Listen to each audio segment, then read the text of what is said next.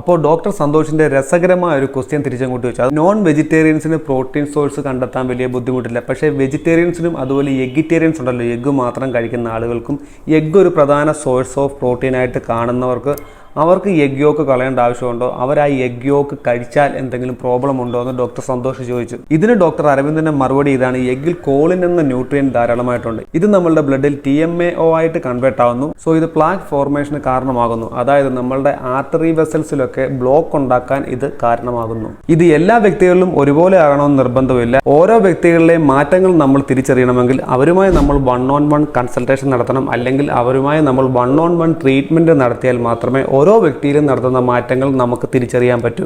എന്നാൽ ഇത് അത്ലറ്റ്സുമായിട്ട് കമ്പയർ ചെയ്യുമ്പോൾ അവരുടെ എനർജി എക്സ്പെൻഡിച്ചറും അവരുടെ ഡെയിലി ഇൻടേക്കും അവർ ഫുഡ് കാൽക്കുലേറ്റ് ചെയ്താണ് കഴിക്കുന്നത്. അതുകൊണ്ട് തന്നെ അത്ലറ്റ്സ് കഴിക്കുന്ന ഫുഡ് നമ്മൾ കമ്പാരിസൺ ചെയ്തുകൊണ്ട് ഒരിക്കലും നമുക്കിത് ജനറൽ പോപ്പുലേഷന് കൊടുക്കാൻ പറ്റില്ല.